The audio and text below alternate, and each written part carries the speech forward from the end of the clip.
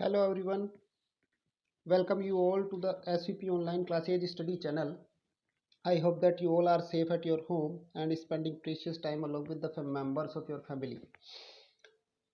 I am Lokesh Ani. I will take chemistry portion of your science subject. But before starting, usually, let me talk about the syllabus, what is present in your syllabus of science in the 10th class, because this is very important as it is the boards class, and what is the exam pattern and what is the marks distribution among different parts of science. So let me consider first it, and after that we will start up our chapter formally, right? So your science subject is majorly divided into the three parts, and those three parts are first one is the physics one. That physics of 10th class is of about 25 marks. It means the 25 marks contribution is having by physics. The second part is chemistry. Chemistry also comes along with the in the 25 marks contribution. And third one is what? Biology. And the biology portion comprises 30 marks, right? So in this way the total marks are 80. In this way the total marks are 80. It means you will face an external examination of 80 marks at the end of the year, while the 20 marks will you get in terms of internal assessment, right? The physics has 25 marks contribution, chemistry is of 25 marks, and the biology is of 30 marks. Biology has two parts. One is the biology, and another one is the natural resources and our environment, right? It means we will have a total 80 marks question papers. In this 80 marks question paper, 25 marks physics, 25 marks chemistry, and 30 marks of biology, including the natural resources and environment, will be there, right? If you talk up about these parts separately, then in the physics part you will have 5 chapters. You will have 5 chapters. In the chemistry you are having 5 chapters in your NCERT syllabus. In the biology part you are having 4 chapters, plus 2 chapters are also there, which are dedicated to the environmental and natural chemistry. With these 2 chapters are specifically dedicated to the environmental chemistry, in which 2 chapters are there. The name of first chapter is our environment, and the second one is management of natural resources. So in this way you have 16 chapters in total in your syllabus of 10th class science, right? So the physics and the biology portion will be taken by the sir and ma'am respectively. So not going to the physics and the biology portion, let me start with our chemistry portion. Our chemistry portion is given under the head of chemical substances and chemical substances nature and behavior in the CBSE curriculum, right? So chemical substances nature and behavior, this comprises 25 marks, and the estimated number of periods in which this syllabus shall be completed. This estimated time is period is what? It requires around 255 periods to complete all these chemical substances nature and behavior. तो अब तक आपको ये समझ में आ गया होगा कि हमारे साइंस के सिलेबस में टोटल 16 चैप्टर्स हैं. उन 16 चैप्टर्स में से 5 चैप्टर तो फिजिक्स के हैं, 5 चैप्टर ही केमिस्ट्री के हैं, और 4 chapters biology plus 2 chapters environmental chemistry के हैं. सो इस तरीके से हमारे पास में 16 चैप्टर्स होते हैं. हमारे जो बोर्ड का पेपर आएगा वो बोर्ड का पेपर 80 मार्क्स का आएगा. उस 80 मार्क्स में जो मार्क्स का डिस्ट्रीब्यूशन है वो 25 मार्क्स की फिजिक्स होगी, 25 मार्क्स की केमिस्ट्री होगी, और 30 मार्क्स की बायोलॉजी होगी, राइट? हमारे केमिस्ट्री के पोर्शन में जो कि 25 मार्क्स का मैंशनड है। इस केमिस्ट्री के पोर्शन में 25 मार्क्स में 5 चैप्टर्स प्रेजेंट है, right. So these 5 chapters we have to complete in the chemistry portion, right? तो हम एक एक करके हर किसी चैप्टर के बारे में थोड़ा थोड़ा जान लेते हैं, and after that we will start our chapter, right. The first chapter in your syllabus which is present, that first chapter is chemical reactions and equations. First chapter जो अपनी सिलेबस में है वो क्या है? Chemical chapter and it chemical reactions and equations, right. पिछली वाली class में हम लोगों ने पढ़ा है कि chemistry is the branch in which we study about the matter and their interactions. हम लोगों ने पढ़ा था मैटर क्या है, what are the different different properties of matters. वो मैटर जब एक फॉर्म से दूसरी फॉर्म में या एक सब्सटेंस से दूसरे सब्सटेंस में जब कन्वर्ट होती है, वो कन्वर्जन इंपॉर्टेंट है। हम जो कुछ भी देखते हैं वो सारी की सारी चीज़ें कन्वर्जन के ऊपर बेस है, राइट।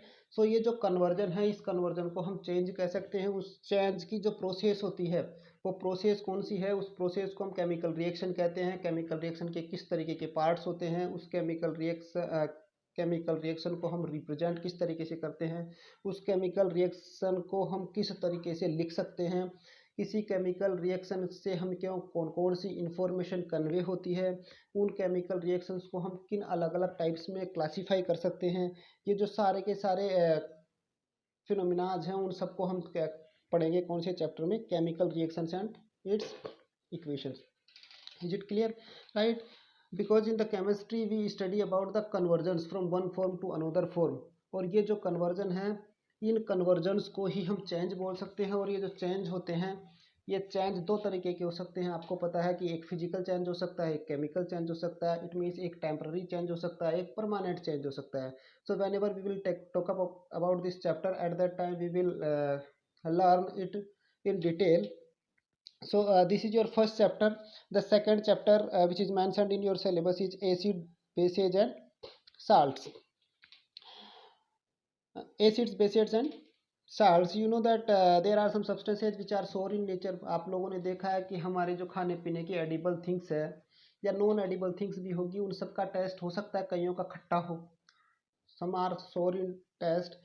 कुछ एक ऐसे सब्सटेंसेज होते हैं जिनका टेस्ट बिटर होता है, कुछ एक ऐसे सब्सटेंसेज होते हैं जिनका टेस्ट साल्टी होता है, right. So acids, bases and salts, these are the substances, और this is the classification of the substances according to the taste, right. ऐसे सब्सटेंसेज जो कि स्वाद में खट्टे होते हैं, उनमें एसेंशियली एक कंपोनेंट प्रेजेंट होता है जिसको हम एसिड बोलते हैं। एसिड्स के बहुत सारे एग्जांपल्स हैं, आप लोग भी जानते हैं। लैक्टिक एसिड हो गया, साइट्रिक एसिड हो गया, सल्फ्यूरिक एसिड हो गया, हाइड्रोक्लोरिक एसिड हो गया, and many more acids are present. Similarly कुछ एक सब्सटेंसेज है जो कि बिटर होते हैं टेस्ट के अंदर, उनको हम बेसेज बोलते हैं। जो स्वाद में खारे होते हैं या साल्टी होते हैं, उनको हम साल्ट्स बोलते हैं। बेस्ट एग्जांपल टेबल साल्ट है, जो हम हमारे फूड में डेली इनटेक करते हैं, right. So in this chapter we will study about the acids, bases and salts. In this chapter we will study what are acids, what are bases, what are salts, what is their properties, what are the different properties they possess, right. What happens whenever these two combine to each other, what are the chemical reactions along with some certain substances, right. क्या होता है जब acids को हम पानी के साथ mix कर देते हैं, क्या होता है जब एसिड्स किसी बेस के कांटेक्ट में आते हैं, क्या होता है जब हम एसिड का अमाउंट ज़्यादा हो जाता है या बेस का अमाउंट ज़्यादा हो जाता है। फिर इसी चैप्टर के अंदर हम पढ़ेंगे साल्ट्स के बारे में। कुछ एक स्पेसिफिक साल्ट्स होते हैं जो हम यूजुअली यूज़ करते हैं हमारे daily day to day life के अंदर। So those important salts, how they are formed, what is their what are their properties, and how they are useful to us, right. So this thing we will study. Along with this we will study an entirely new concept, that is pH, which is called as what? Power of hydronium ions, right. So whenever we will take this chapter, at that time we will talk up about these in the detail, right. The third chapter which is present in your syllabus, that is metals and non-metals, right. Metals are inevitable, and metals are very useful to us, right. Because almost all the works are related with the use of metals, and we use metals in a great extent worldwide, right? हम जानते हैं क्या कि हम metals का use करते हैं, metals काफ़ी इंपॉर्टेंट है, but these metals are not present in the way in which we use them, right? It means ये जो मेटेलिक पार्टिकल्स है वो मेटेलिक पार्टिकल्स कहीं पे मिलते हैं, किसी अलग अलग फॉर्म्स के अंदर मिलते हैं। माना कि अर्थ सारी की सारी मेटल्स जो हमको मिलती है वो अर्थ की क्रस्ट से मिलती है। इट मीन्स उसको डिग आउट करके हमको निकालना होता है, निकालने के बाद में उस मेटल को हमारे यूजेबल फॉर्म में कन्वर्ट करना होता है, राइट? इतना सा हम समझ सकते हैं कि जितने भी डिफरेंट डिफरेंट आर्टिकल्स जो कि मेटल से बने हुए हैं, या हमारे घर की अलमीरा बनी हुई है, तो दिस अलमीरा was not taken out from the earth, right?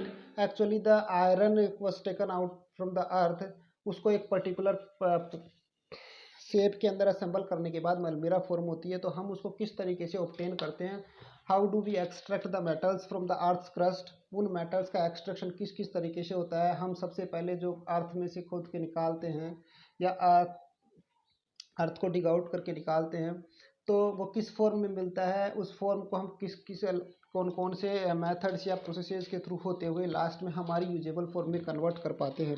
तो हम बात करेंगे मेटल्स के बारे में। मेटल्स क्या होती है, राइट? उन मेटल्स को हम किस तरीके से एक्सट्रैक्ट कर सकते हैं, एक्सट्रैक्ट करने के बाद हम उसको किस तरीके से रिफाइन करके हमारी यूजेबल फॉर्म में कन्वर्ट कर सकते हैं। मेटल्स के साथ इस वाले चैप्टर में प्रेजेंट है non metals, right? So broadly we will study about the properties of metals and non metals in this chapter, right? The fourth chapter in your syllabus is carbon and its compounds, right? Carbon and its compounds.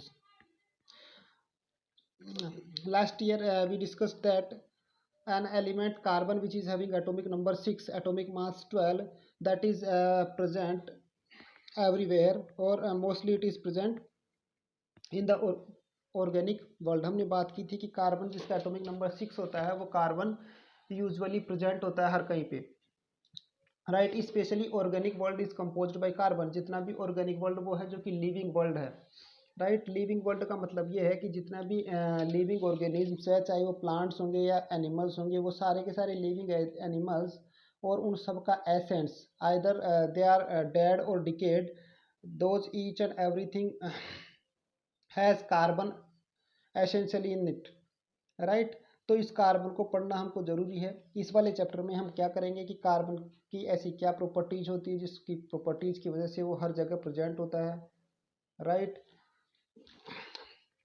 वो जो carbon है उस carbon के atomic structure में ऐसा क्या कुछ खास होता है कि वो बहुत सारे दूसरे सब्सटेंसेस के साथ में या बहुत सारे दूसरे एलिमेंट्स के साथ में इजीली कंबाइन हो जाता है।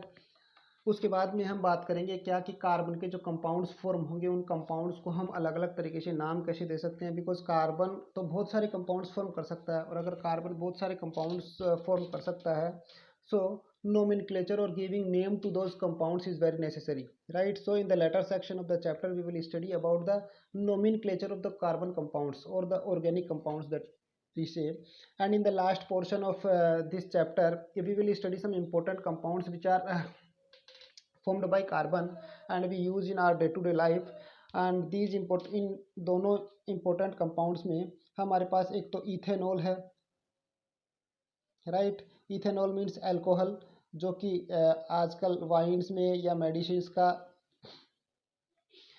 प्राइम कॉन्स्टिट्यूएंट होता है, और एक है विनेगर या फिर जिसको हम एसिटिक एसिड बोल सकते हैं, इथेनोइक एसिड बोल सकते हैं, और ये ethanoic acid CH3COOH।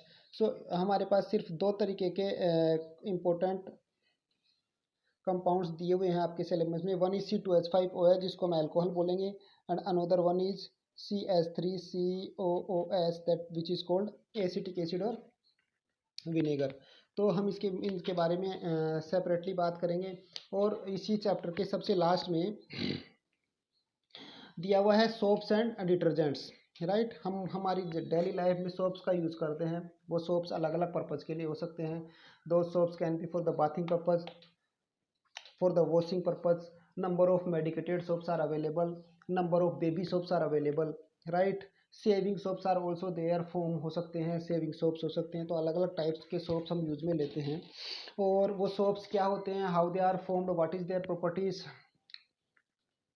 what happens whenever we apply soap over clothes or over wet clothes. So what chemically happens due to which the dirt is coming out from the cloth surface. कपड़े कैसे साफ हो जाते हैं, कपड़ों के ऊपर हम साबुन लगाते हैं, साबुन लगाने के बाद में किस तरीके से वो साफ हो सकते हैं, उनका क्लीनिंग एक्शन क्या है, डिटर्जेंट्स क्या होते हैं, क्या सोप्स और डिटर्जेंट्स में क्या डिफरेंस होता है, ये सारी की सारी चीज़ें हम इस चैप्टर में पढ़ेंगे। सो ये carbon and it's compounds, this is very important chapter. So we will study this chapter in detail, right? The last and final chapter which is present in the chemistry portion, and that chapter is what, periodic classification of elements, right? Periodic classification of elements, right? This chapter contains the classification of the different elements that have been discovered so far. अब तक जितने भी elements की discovery हो चुकी है, आप लोगों को पता है कि अब तक 114 elements have been discovered so far. In 114 elements को एक स्पेशल और ऑर्गेनाइज्ड वे के अंदर अरेंज करके रखा हुआ है। उस ऑर्गेनाइज्ड वे को हम पीरियोडिक टेबल बोलते हैं, जो कि हमने पहले भी 9th क्लास में भी देखी है। वो जो पीरियोडिक टेबल है, उस पीरियोडिक टेबल में ये सारे के सारे एलिमेंट्स एक स्पेशल ऑर्डर में ऑर्गेनाइज्ड हैं, और वो जो स्पेशल ऑर्डर है, that special order is based on their properties. मतलब उस पीरियोडिक टेबल में जितने भी एलिमेंट्स अरेंज्ड है, उन सारे के सारे एलिमेंट्स की जो एक साथ अरेंज है, उन सबकी प्रॉपर्टीज एक जैसी होती है, राइट। ये तो हम आज देख रहे हैं कि ये एक पीरियोडिक टेबल में एलिमेंट्स का अरेंजमेंट है, but it was not present in the initial days of science. उस टाइम पर एलिमेंट्स भी कम थे, पहले के टाइम में, हो सकता है आज से 200 साल पहले, 300 साल पहले एलिमेंट्स की डिस्कवरी बहुत कम हुई थी, और उनको अरेंज करने का कोई एक सिस्टमेटिक वे नहीं था, right.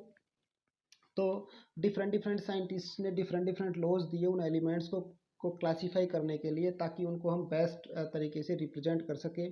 So what are those different theories, right, and what were the weaknesses of those different laws, and how did we come to the modern periodic table, right?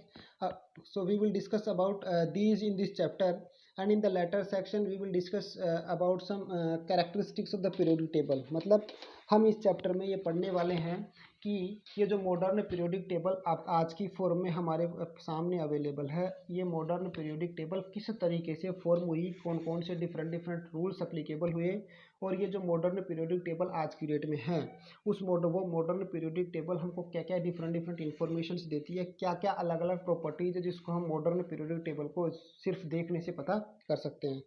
So nutshell में हम ऐसे बोल सकते हैं कि ये जो मॉडर्न पीरियोडिक टेबल है, this modern periodic table is actually a blueprint of all the elements, right.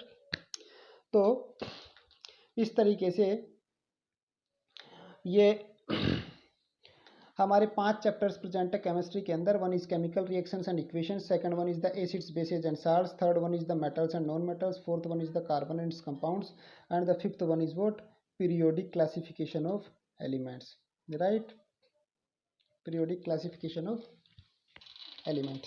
So now we should start our first chapter, and the whole notes PDF I have already sent to the WhatsApp group, so you can take this PDF or the notes, in which you will find the entire notes of all the chapter, all the topics, along with the exercise. Solved exercise is also given in these notes, so you can read it after understanding, or you can read it line by line or word to word, right? So our first chapter is chemical reactions and equations, ठीक है। 9th class के अंदर हमने first chapter में पढ़ा कि matter क्या होती है। Each and everything that exist in this universe which is having some mass, occupy some space, that is called matter. Matter अलग अलग स्टेट्स में प्रेजेंट हो सकती है। बहुत सारे सब्सटेंसेज हैं जो कि सॉलिड स्टेट में हैं, बहुत सारे हैं जो कि गैसेस स्टेट में हैं, बहुत सारे हैं जो कि लिक्विड स्टेट में हैं, राइट। और ये जो स्टेट्स है वो एक स्टेट से दूसरी स्टेट में कन्वर्ट होते रहते हैं, राइट, या फिर एक फॉर्म से दूसरी फॉर्म में कन्वर्ट होते रहते हैं, right.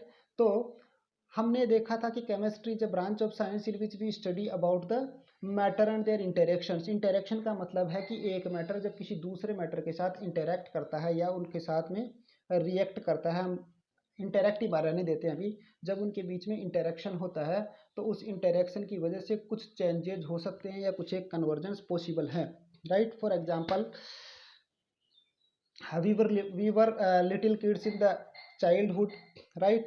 And after continuous utilization of food and the different materials that we eat on regular basis, हम पहले बच्चे थे, डेली फूड इंटेक की वजह से और ये डिफरेंट सब्सटेंसेस के यूटिलाइजेशन की वजह से हमारी ग्रोथ होना स्टार्ट हुई।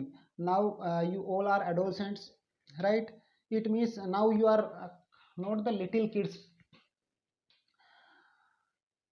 योर ग्रोथ इज देयर, आप लोगों की ग्रोथ हो चुकी है। इसका मतलब क्या हुआ है? इसका मतलब ये है कि जो मैटर था, जो मैटर अलग अलग फूड आइटम्स की फॉर्म में अवेलेबल था, वो मैटर को आप लोगों ने ईटअप किया। ईटअप करने के बाद में उसका डाइजेशन हुआ। डाइजेशन होने के बाद में वो मैटर के मॉलिक्यूल्स आपके बॉडी के अंदर अटैच रह गए और उससे आपका ग्रोथ हुआ, राइट।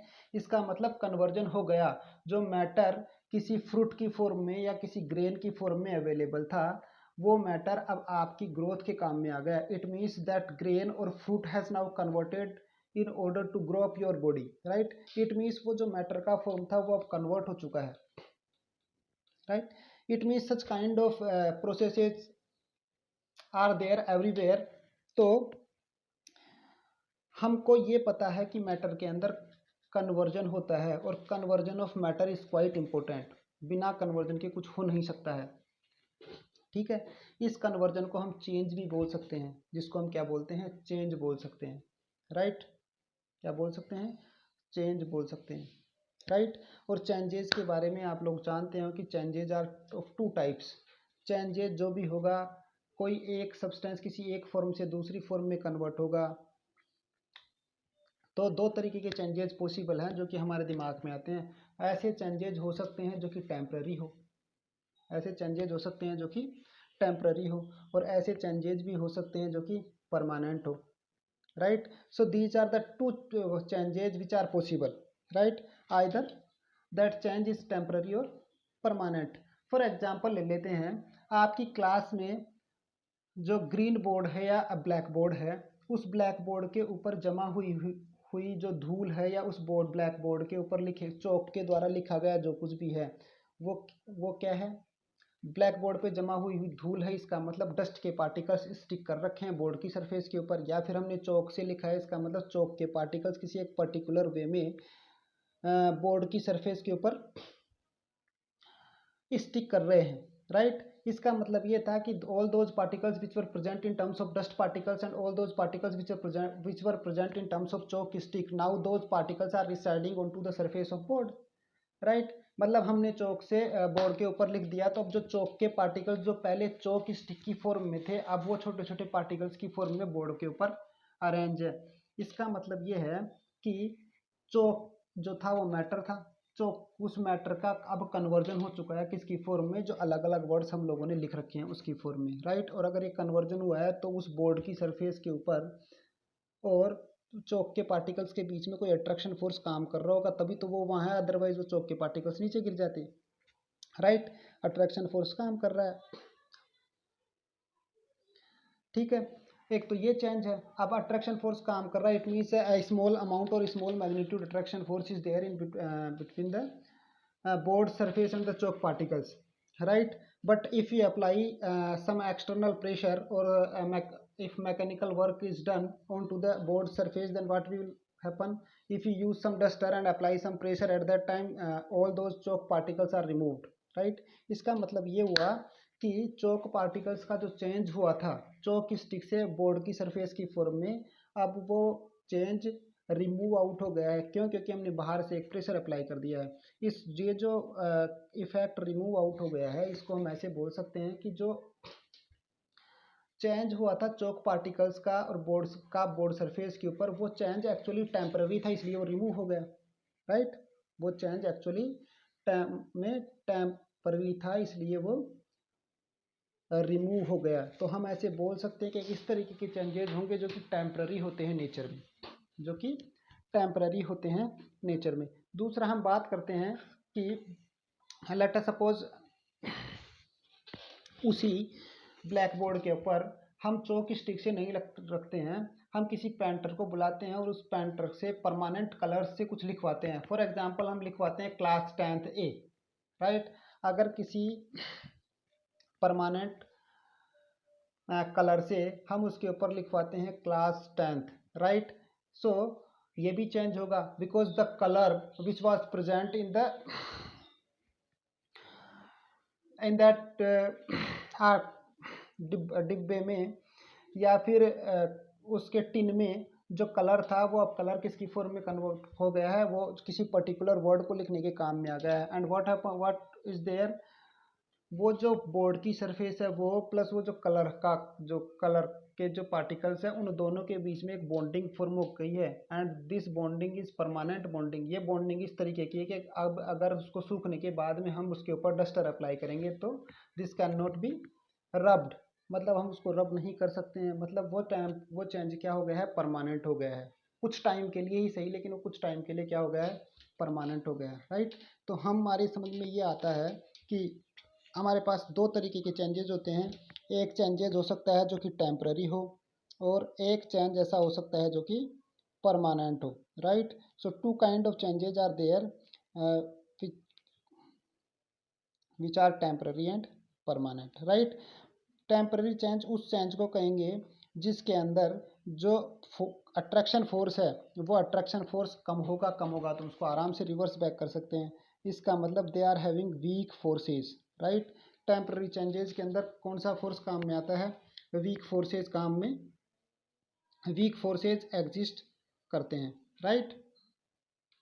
एंड परमानेंट चेंजेस के अंदर परमानेंट बॉन्ड्स आर यूज्ड और permanently a bond is formed in between the changing substances. Is it clear, right? तो हम ऐसे बोल सकते हैं कि जो कुछ भी हम देखते हैं वो चेंजेस दो तरीके के होते हैं। पहला होता है फिजिकल चेंज, पहला होता है टेम्पररी चेंज, दूसरा होता है permanent change, right. Temporary change जो है उसको हम आराम से रिवर्स बैक कर सकते हैं, right. It means the temporary change can easily be reversed back. So what we can say, the temporary change are easily reversible, right? या फिर हम ऐसे बोल सकते हैं temporary change क्या है, reversible change है। Is it clear, right? And permanent change can not be reverse back. For example अगर आप लोगों ने खाना खाया है, वो खाना डाइजेस्ट अप हो चुका है, अब उसको वापस से रिवर्स नहीं कर सकते हैं। आपने अगर कर्डलिंग ऑफ मिल्क की है, मिल्क का दही में कन्वर्जन हो गया है या कर्ड में कन्वर्जन हो गया है, वो रिवर्स बैक नहीं हो सकता है। तो इसका मतलब वो क्या है, इरिवर्सिबल है, राइट। तो हम क्या बोल सकते हैं कि जो परमानेंट चेंजेज होते हैं वो क्या है, इरिवर्सिबल है। हम इसको और तरीके से बोल सकते हैं, आप लोगों ने अभी देखा कि ये जो रिवर्स बैक या रिवर्सिबल चेंजेज होते हैं जिसको हम टेम्पररी चेंजेज होते हैं, उनके अंदर वीक अट्रैक्शन फोर्सेस काम करते हैं, राइट। और जो इरिवर्सिबल और परमानेंट चेंजेज होते हैं उसके अंदर strong chemical bonds, strong attraction forces work करते हैं, राइट। पक्का। तो ये जितने भी टेम्पररी चेंज होते हैं उनको हम आराम से रिवर्स बैक कर सकते हैं। These temporary changes are specifically related to the physical processes, right. So these changes can also be called as what, physical changes. पक्का। तो ऐसे चेंजेस जो कि टेम्पररी होते हैं नेचर में, हम उनको इजीली रिवर्स बैक कर सकते हैं। वो सारे के सारे क्या होते हैं, फिजिकल चेंजेस होते हैं। And the changes which are permanent in nature can not be reverse back, those changes are called chemical changes, right? On what basis what we can say that these changes are temporary or permanent? एक temporary हो सकता है, एक permanent हो सकता है, right. या sorry, हम इसको दूसरे तरीके से चेंज करते हैं, देखते हैं कि ये जो चेंज है ये चेंज क्या हो सकता है। This change can be of two types. पहला चेंज हो सकता है कि कौन सा, फर्स्ट चेंज हो सकता है physical change and the second change is what, chemical change. तो ये जो क्लासिफिकेशन है चेंजेस का वो किसके बेसिस के ऊपर है, अगर जो एग्जिस्टिंग अट्रैक्शन फोर्स है और एग्जिस्टिंग बाइंडिंग फोर्स है, वो एग्जिस्टिंग बाइंडिंग फोर्स पार्टिकल्स के बीच में अगर इजीली रिमूव हो जाता है तो फिजिकल चेंजेज होंगे, और अगर वो परमानेंटली बन गया है या उसको हम इजीली रिवर्स बैक नहीं कर सकते या उसको हम इजीली हटा नहीं सकते हैं तो कौन सा चेंज होगा? केमिकल चेंज होगा। You can see number of examples of physical change as well as the chemical changes. Physical change you can say that now in the summer season we have ice in the ice box of refrigerator. जो ice होती है, अगर उस ice को बाहर निकालते हैं तो आइस पिघल जाती है। इसका मतलब हो ये रहा है कि ice which was present in the solid state, now it is melting and converting into the liquid state. So what happens, ice किस में मेल्ट हो रही है? लिक्विड में मेल्ट हो रही है। अगर हम इसी लिक्विड को वापस से डीप फ्रीजर में रख देते हैं तो वापस से वो किस में कन्वर्ट हो जाएगा? सॉलिड में कन्वर्ट हो जाएगा। इसका मतलब सॉलिड में कन्वर्ट हो जाएगा आइस की फॉर्म में। इसका मतलब ये है कि आइस मेल्ट होके वाटर फॉर्म करती है, वाटर फ्रीज होके आइस फॉर्म करता है। एक्चुअली कन्वर्जन तो हो रहा है, एक्चुअली चेंजेज भी हो रहे हैं कि पहले जो आइस है वो आइस वाटर में कन्वर्ट हो रही है, मतलब चेंज इज देयर। और बाद में अगर हम इसको वापस रखते हैं तो वो लिक्विड वापस से आइस में कन्वर्ट हो रहा है। इसका मतलब change is there, but this is temporary change, right. और ये टेम्पररी चेंज है, इजीली रिवर्स बैक हो रहा है तो हम इसको क्या बोलेंगे? This is the physical change, right. तो हम ऐसा आइडिया लगा सकते हैं कि जितने भी ये फेज ट्रांसफॉर्मेशंस होते हैं ना, फेज ट्रांसफॉर्मेशन का मतलब जितने भी ये जो स्टेट्स के ट्रांसफॉर्मेशन होते हैं, मैं फेज की बात करूं या फिर मैं स्टेट ट्रांसफॉर्मेशन की बात करूं, स्टेट का मतलब ये है कि जो तीन स्टेट है, सॉलिड, लिक्विड और गैसियस, मैटर के तीन स्टेट्स है, सॉलिड, लिक्विड और गैसियस, इन सब के जो ट्रांसफॉर्मेशंस होते हैं वो ट्रांसफॉर्मेशंस कौन से होते हैं? फिजिकल चेंज होते हैं। कौन से चेंजेज होते हैं? फिजिकल चेंजेज हो सकते, फिजिकल चेंजेज होते हैं। So all the changes which are associated along with the phase transformation और the conversion from one state to another state under the effect of temperature and pressure, those all kind of transformations are collectively called as what? Physical changes. हम एक example की बात कर रहे थे कि हम बोर्ड के ऊपर अगर चौक स्टिक से कुछ लिखते हैं, उसके पार्टिकल्स वापस से रिवर्स बैक हो सकते हैं या टेम्पररी होते हैं नेचर में, तो वो भी क्या है? एक फिजिकल चेंज है। वो भी क्या है? फिजिकल चेंज है। अगर हम हमारे कपड़ों के ऊपर साबुन अप्लाई करते हैं, अगर हम अपने कपड़ों के ऊपर साबुन अप्लाई करते हैं या फिर जो डर्ट पार्टिकल्स या गंदगी हमारे कपड़ों में रहती है वो एक टेम्पररी वे में रहती है, राइट। ज़्यादातर जो डर्ट रहती है वो टेम्पररी रहती है, तो उसको हम क्या बोल सकते हैं? टेम्पररी चेंज बोल सकते हैं। Is it clear? This is what? Temporary change. इसका मतलब ऐसा है कि टेम्पररी चेंज और फिजिकल चेंज में कुछ ऐसा होगा कि जो एक सब्सटेंस है, लेट अस सपोज वो सब्सटेंस ए है, एक सब्सटेंस है जो कि ए है, वो ए किसी दूसरी फॉर्म में कन्वर्ट होता है, माना कि उस फॉर्म को मैं A1 कह सकता हूँ। और ये जो फॉर्म में कन्वर्ट होते हैं उनकी कैरेक्टरिस्टिक्स में ज़्यादा चेंजेज नहीं आते हैं, मतलब ये जो ए की खुद की जो प्रॉपर्टीज़ थी वो सारी वो वैसी की वैसी प्रॉपर्टीज़ ही लगभग उस चेंज होने के बाद में भी रहती है। जैसे कि हमने बोर्ड पे चौक स्टिक से लिखा तो पहले भी चौक के पार्टिकल्स ही थे, बोर्ड के पास जाने के बाद में भी चौक के पार्टिकल्स ही हैं, कोई परमानेंट चेंज नहीं है। It means in the physical change no change or negligible change is there in the characteristics of the existing or contributing substances. Is it clear? right, मतलब फिजिकल चेंज में characteristics majorly change नहीं होती है। देखते हैं दूसरा, that is chemical change. And chemical change is what we have already discussed that the change in which permanent change is there, right, which is irreversible in nature, जिसको हम reverse back नहीं कर सकते, जो परमानेंट होता है nature में। और अगर जो परमानेंट हो गया इसका मतलब जो भी चेंजिंग स्पीसीज है उन दोनों के बीच में एक परमानेंट बॉन्ड फॉर्म हो गया है जो कि टूटेगा नहीं, राइट। इसका मतलब जिसके अंदर एक स्ट्रॉन्ग बॉन्ड प्रेजेंट होता है उसको हम क्या बोलेंगे? परमानेंट चेंज बोलेंगे और केमिकल चेंज बोलेंगे। It means what we can say that in a chemical change a permanent bond exist, या फिर हम ऐसे बोलेंगे in a chemical change strong bond exist. और अगर वो स्ट्रॉन्ग बॉन्ड एग्जिस्ट करेगा तो वो कभी ब्रेक नहीं होगा, ब्रेक नहीं होगा तो, या रिवर्स नहीं होगा, ब्रेक तो होगा, रिवर्स नहीं होगा, रिवर्स नहीं होगा तो उसको हम क्या बोलेंगे? इरिवर्सिबल बोलेंगे, right. So what we can say that in chemical change there is a formation of strong bond, right, there is a formation of strong bond between the contributing species. Is it clear? तो chemical change में एक bond का formation होता है और वो bond काफ़ी strong होता है। इस बॉन्ड को हम क्या बोल सकते हैं? इस बॉन्ड को हम बोलते हैं chemical bond, right. So chemical bond exist in chemical change, chemical bond exist in chemical change, right? So the changes which are permanent in nature, irreversible, and have a chemical bond in between the reacting species, that is called chemical change। और अगर chemical change में chemical bond का formation हो गया है, इसका मतलब माना कि कोई एक कंपोनेंट था ए, ये एक मैटर थी ए, ये मैटर ए किसी दूसरी मैटर बी के साथ कंबाइन करती है। माना कि एक मैटर हमारे पास बी है, एक मैटर हमारे पास ए है, राइट। ये एक मैटर ए किसी दूसरी मैटर बी के साथ कंबाइन करती है, तो ए की खुद की कुछ प्रॉपर्टीज होंगी, बी की खुद की कुछ प्रॉपर्टीज होंगी, राइट। और माना कि ये कोई सी बना देती है।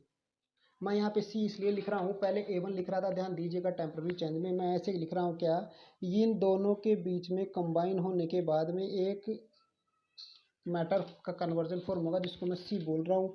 और which type of bond is there in this two chemical bond which is permanent in nature, इन दोनों के बीच में इस तरीके का बॉन्ड फॉर्म होगा कि कोई न्यू सब्सटेंस जो फॉर्म होगा उसकी प्रॉपर्टीज इन ए और बी के सेम भी हो सकती है और एंटायरली डिफरेंट प्रॉपर्टीज दे में है। Is it clear? For example, best example ये है, हमको पता है कि जब वाटर का फॉर्मेशन होता है तो उसमें H2 और O2 मिक्सअप होती है और फॉर्म में होता है क्या, H2। आप लोगों ने देखा होगा twice of H2 plus O2 is equal to twice of H2, right. हमको पता है कि हाइड्रोजन किस फॉर्म में है, गैसियस में है, तो हाइड्रोजन की खुद की कुछ प्रॉपर्टीज होती है क्योंकि गैसियस फॉर्म में प्रेजेंट है। ऑक्सीजन क्या है, oxygen is also present in terms of gaseous form, तो ऑक्सीजन की खुद की एक प्रॉपर्टी है, हमारे रेस्पिरेशन पर्पज में काम में आती है या कंबशन में काम में आती है। And whenever these two are combined together, right, whenever these two are combined together, hydrogen की खुद की प्रॉपर्टी थी, ऑक्सीजन की खुद की प्रॉपर्टी है, ये दोनों गैस इस स्टेट में हैं। जब ये किसी पर्टिकुलर प्रोपोर्शन में कंबाइन होती है तो H2O फॉर्म करती है। This H2O is what, water. क्या फॉर्म करती है, वाटर फॉर्म करती है। और ये जो वाटर फॉर्म करता है, this water is liquid actually, right.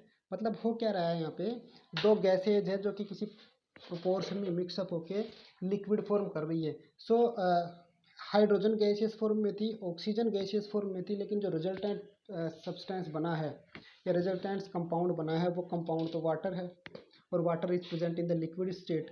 And what happens in this, कुछ जैसे जैसे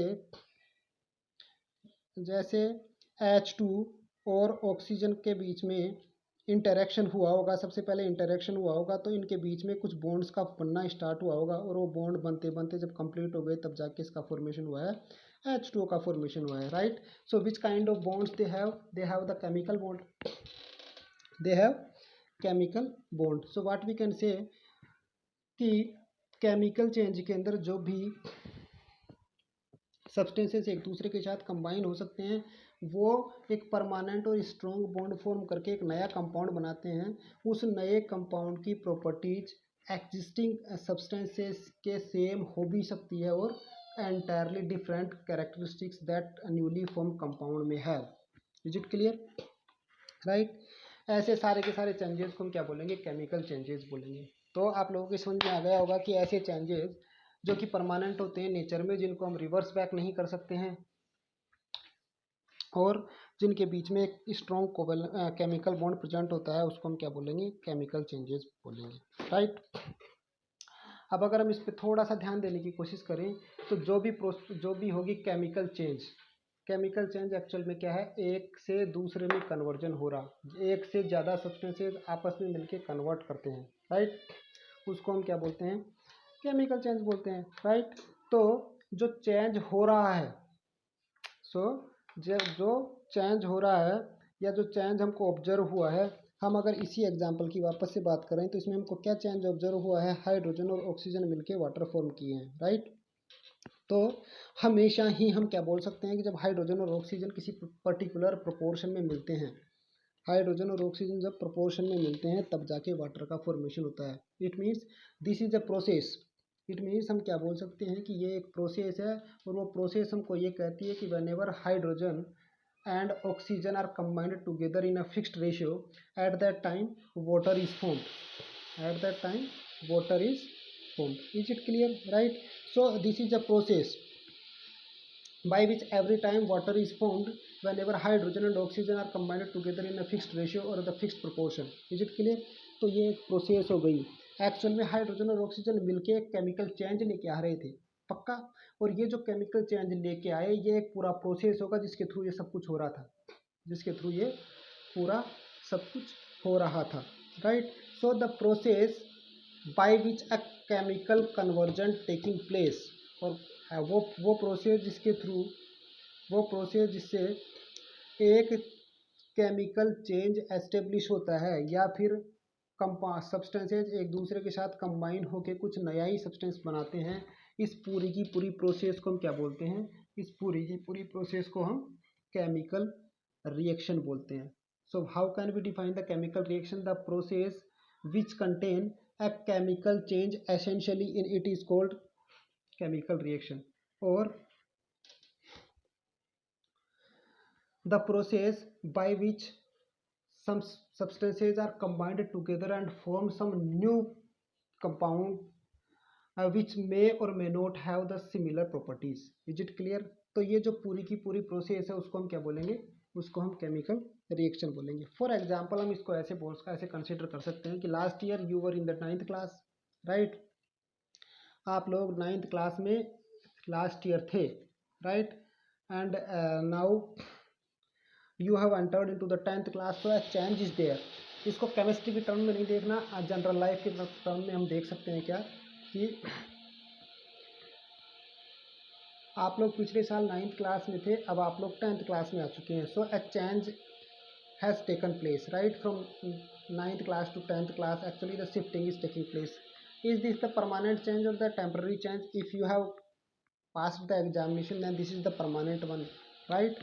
And if you have passed the examination, then the school has to provide you a mark sheet of passing grades. Is it clear? तो permanent change हो सकता है। मैं इसको chemistry के टर्म्स में लेने की बिल्कुल भी ज़रूरत नहीं है, जनरल एग्जाम्पल में ले सकते हैं। तो ये क्या है? ये एक केमिकल चेंज है कि आप 9th क्लास से 10th क्लास के अंदर मूव कर गए, राइट। बट आप 9th क्लास से 10th क्लास में मूव किए हो, ये ऐसे ही नहीं हुआ है।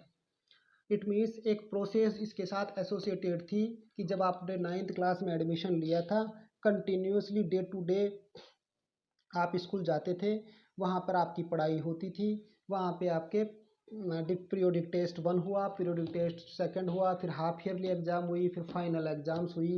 उन ईयरली एग्ज़ाम्स के सारे मार्क्स का कॉम्बिनेशन आया, डिफरेंट प्रोजेक्ट्स और assignments were given to you. आप लोगों ने उसको कंप्लीट करके दिया, आप लोगों ने होमवर्क किया। वो जो पूरी की पूरी प्रोसेस, पूरा का पूरा मैकेनिज्म जो 1 साल तक चला था, उसके बेसिस के ऊपर एक केमिकल एक चेंज हुआ। जो और वो चेंज क्या है? आप 9th क्लास से 10th क्लास में आए। तो एक्चुअली जो हो रहा है वो तो चेंज है, और जिस वजह से हो रहा है और जिस प्रोसेस और मैकेनिज्म से हो रहा है उसको हम क्या बोलेंगे? केमिकल रिएक्शन बोलेंगे। Is it clear? So the process और mechanism by which a chemical change takes place, that is called chemical reaction. अब समझ में आया होगा कि ये हाइड्रोजन और ऑक्सीजन मिलके वाटर बना रहे हैं।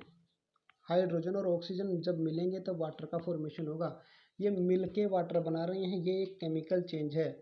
लेकिन ये एक दूसरे से मिलके किस तरीके से वाटर बना रहे हैं या किस मैकेनिज्म के थ्रू वो जा रहे हैं, इस पूरी की पूरी प्रोसेस को हम क्या बोलते हैं? केमिकल रिएक्शन बोलते हैं। इस पूरी की पूरी प्रोसेस को क्या बोलेंगे?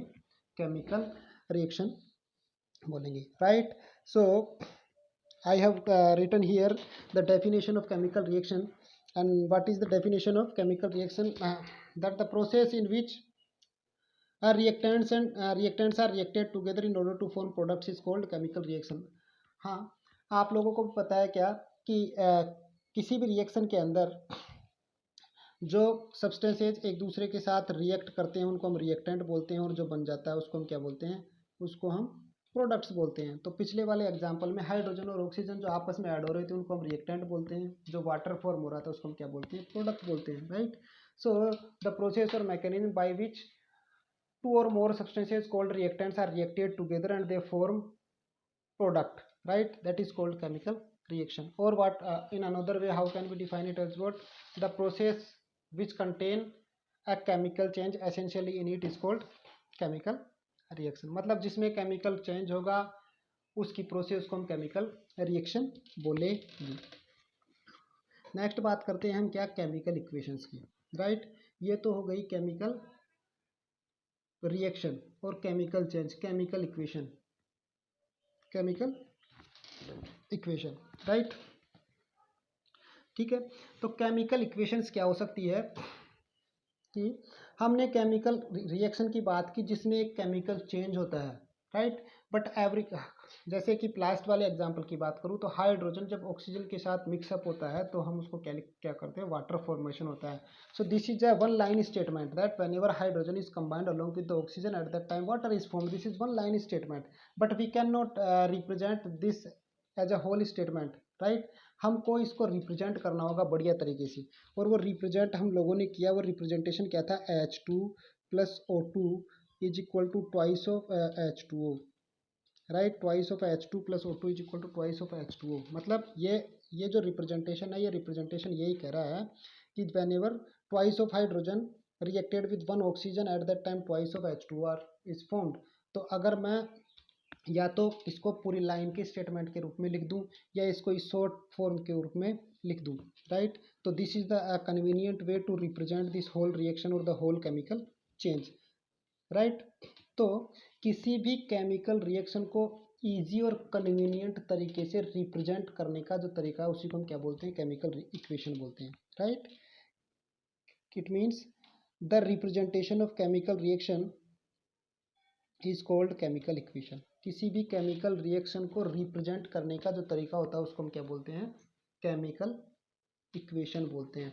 जो इजी और कन्वीनियंट वे होता है जिससे हम उसको रिप्रेजेंट कर सकते हैं उसको हम क्या बोलेंगे, chemical reaction. Is it clear?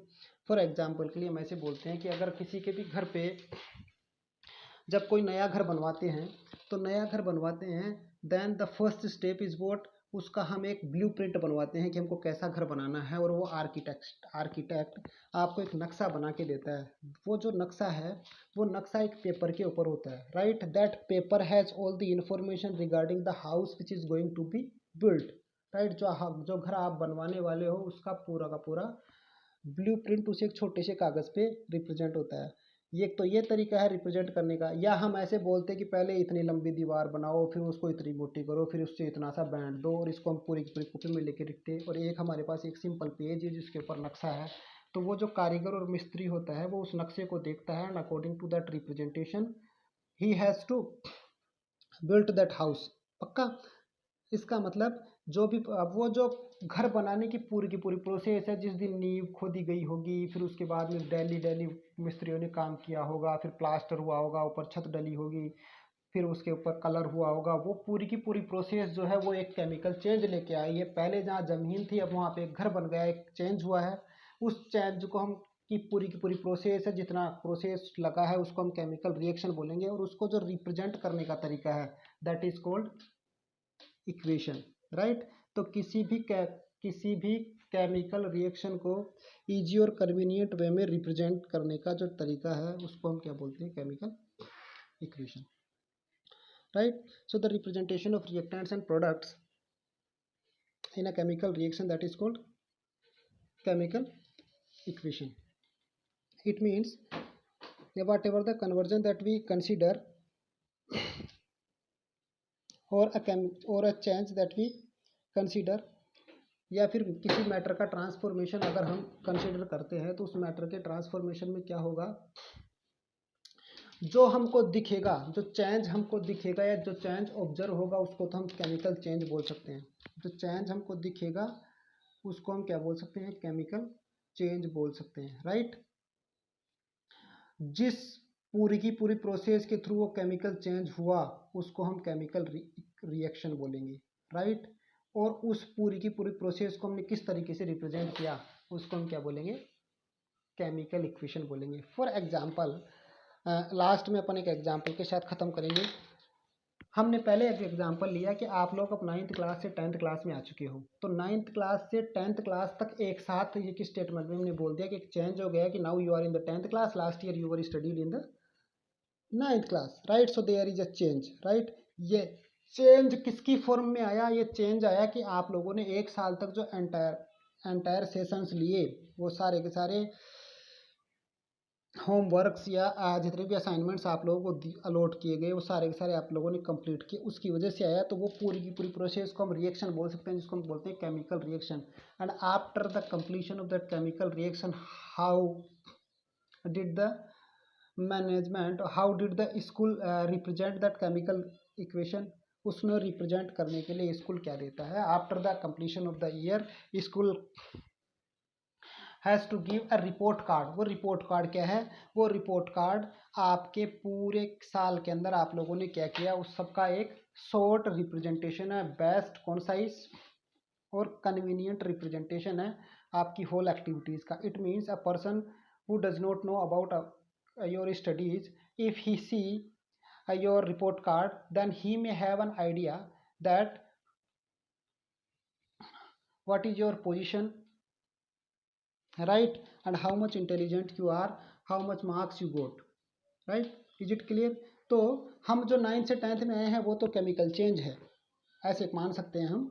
वो तो केमिकल चेंज है जिस प्रोसेस के थ्रू रोजाना बस से आना, वापस से जाना, टिफिन बॉक्स खोल के खाना और क्लास के अंदर गेम्स में जाना, होमवर्क करना, हाफ ईयरली देना, पीरियोडिक टेस्ट 1, पीरियोडिक टेस्ट 2, वो पूरी पूरी प्रोसेस जो थी उसको केमिकल रिएक्शन बोल रहे हैं। और लास्ट में जो आपको एक प्रोग्रेस रिपोर्ट कार्ड पकड़ा दिया गया है जिसमें आपकी सारे के सारे मार्क्स की एंट्री जो डिफरेंट डिफरेंट स्कॉलास्टिक एरियाज़ के ग्रेड्स दिए हुए हैं, वो सारे के सारे ग्रेड्स के बेसिस के ऊपर हम क्या करते हैं वो को रिप्रेजेंट कर रखा है, उसको हम क्या बोलते हैं? केमिकल इक्वेशन बोलते हैं, राइट।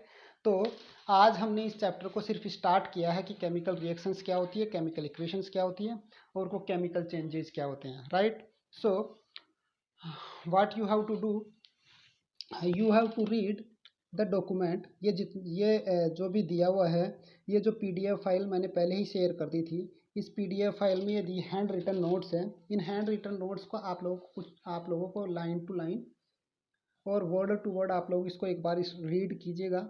रीड करने के बाद में जो जो इस वीडियो में अवेलेबल है उस वीडियो को एक बार सुनिएगा और आप उसको कोरिलेट करने की कोशिश कीजिएगा कि जो जो बोला गया है वो सारा का सारा इसके अंदर है या नहीं है। तो I hope that you have understood up to the chemical equations. In the next video we will start next to the chemical equations, right? So till then you have to read this document, right? And after the understanding you can note it down in the separate notebook or whatever the notebook that you have in your home, right? So घर पर रहिए, safe रहिए, खुद और अपने परिवार वालों का ध्यान रखिए, right, and enjoy the melody of life. Thank you.